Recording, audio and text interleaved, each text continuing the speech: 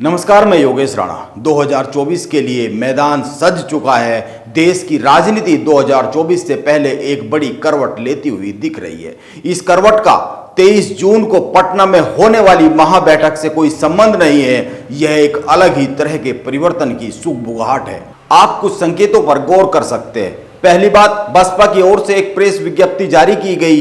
अभी तक मायावती कहती रही है कि वो किसी भी गठबंधन में शामिल नहीं होगी, वो अकेले चुनाव लड़ेगी। लेकिन आप इस पूरी प्रेस विज्ञप्ति को पढ़ेंगे तो पाएंगे कि मायावती ने हर उस शब्द पर हमला किया है जिसके जरिए बीजेपी 2024 की साधना करना चाहती है। लव जिहाद, लैंड जिहाद, मजार जिहाद, धर्मांतरण, स्कूल विध्वंस, बुलडोजर राजनीति। इसके अलावा एक और बहुत ही गौर करने वाली बात है, बसपा ने कहा है कि वो विपक्षी पार्टियों की गतिविधियों पर नजर बनाए हुए।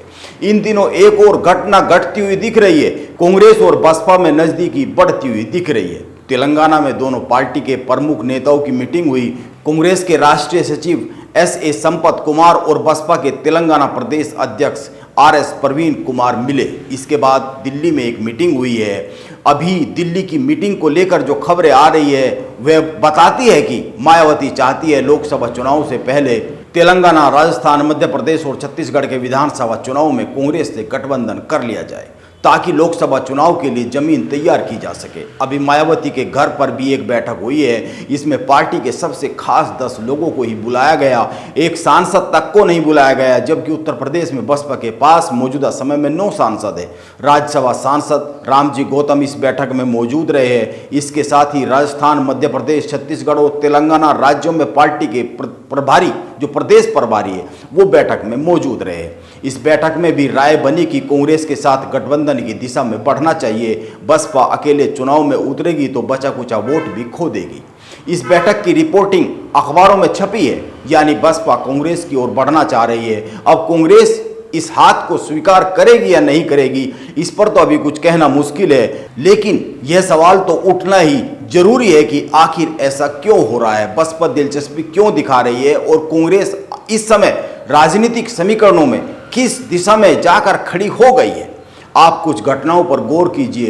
एक, देश की राजनीति में केवल मुस्लिम समुदाय ऐसा है जो पूरे देश में एक ही पैटर्न पर वोट करता है। इस समय पूरे देश में मुस्लिम वोटर क्षेत्रीय दलों को वोट करता है। बिहार में आरजेडी को, उत्तर प्रदेश में सपा को और अन्य किसी प्रदेश में किसी अन्य दल को, जैसे बंगाल में ममता बनर्जी को। लेकिन कर्नाटक में पहली बार ऐसा हुआ कि मुस्लिम वोटर ने एक साथ कांग्रेस को वोट किया। और यह केवल कर्नाटक में ही नहीं हुआ, आप बंगाल का भी एक उदाहरण ध्यान में दे लीजिए। बंगाल में मुस्लिम वोटर निर्विरोध तौर पर ममता बनर्जी को वोट करता रहा है। बंगाल में बीजेपी के विरोध का चेहरा ममता बनर्जी है। बंगाल के मुस्लिमों को टीएमसी का कट्टर समर्थक माना जाता है। लेकिन इसके बाद भी विधानसभा की एक सीट पर उपचुनाव हुआ और इस उपचुनाव में आश्चर्यजनक रूप से मुसलमानों ने कांग्रेस को वोट कर दिया। सागर दीघी नाम की इस सीट पर करीब 59% मुस्लिम वोटर है, यानी वो इस ताकत में है जिसको चाहे उसको जिता ले। टीएमसी को जिता सकते हैं और टीएमसी को ही पहले जिताते भी रहे। लेकिन बात केवल जीत और हार तक सीमित नहीं रही है। ममता बनर्जी इस परिणाम से इतनी डर गई कि उसने कांग्रेस के इस विधायक को टीएमसी में शामिल कर लिया। और ध्यान में यह रखना चाहिए कि बंगाल में कांग्रेस का इकलौता यही एक विधायक था जो उपचुनाव में जीता। और इससे ममता बनर्जी इतनी डर गई। आखिर क्यों डर गई? एक ही विधायक से क्यों डर गई? क्योंकि वो समझ गई कि यह पैटर्न जो सागर दीघी सीट पर हुआ है, अगर प्रदेश की अन्य सीटों पर भी चला गया तो वो एक झटके में बंगाल में राजनीतिक तौर पर कंगाल हो जाएगी। फिर बंगाल में बीजेपी और कांग्रेस आमने सामने होंगे और ममता बनर्जी एक कोने में खड़ी होकर चिंता जाहिर करती हुई ही दिखेगी। केवल ममता बनर्जी ने कहा कि क्षेत्रीय दलों की अपनी मजबूरी होती है। अब आप सोच सकते हैं कि बंगाल में ममता कांग्रेस के साथ गठबंधन बिल्कुल भी नहीं कर सकती है। वो एक ही सीट जीतने से अगर इतनी चिंतित हो सकती है, इतनी घबरा सकती है, तो समझ सकते हैं वो गठबंधन कैसे करेगी और कांग्रेस को उसके हिस्से की सीटें कैसे देगी।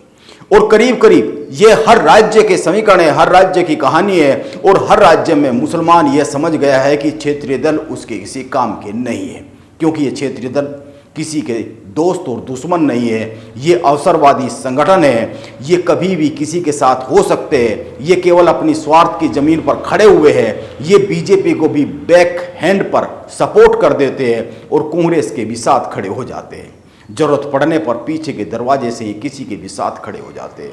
इसीलिए बीजेपी को अगर कोई सीधा मुकाबला देश में कर सकती है तो वह केवल कांग्रेस है, वरना आप खुद ही सोचिए, क्या मुसलमानों को यह पता नहीं था कि बंगाल में केवल एक सीट पर कांग्रेस को जीताकर क्या हासिल हो जाएगा। लेकिन यह मुस्लिम वोटर का बदला हुआ पैटर्न है। जैसा कि मैंने कहा, मुसलमान पूरे देश में एक ही तरीके से वोट करते हैं, एक ही पैटर्न पर वोट करते हैं। इसीलिए मायावती इस संकेत को बहुत अच्छी तरीके से समझ रही है। शायद मुसलमान कांग्रेस के साथ जाने का मन बना चुका है, वो उत्तर प्रदेश में भी जाएगा और बंगाल में भी जाएगा। अब आप इस पर गौर कीजिए कि अगर बसपा और कांग्रेस का गठबंधन हो जाता है तो बीजेपी के लिए कितनी बड़ी चिंता खड़ी हो सकती है। आज भी उत्तर प्रदेश में बसपा के पास अच्छा खासा वोट बैंक है और 2019 के चुनाव में 10 सांसद जीते। उत्तर प्रदेश के अलावा बसपा देश के जिस राज्य में भी चुनाव लड़ती है वहां पर उसे 5 से 8% वोट मिलता ही मिलता है।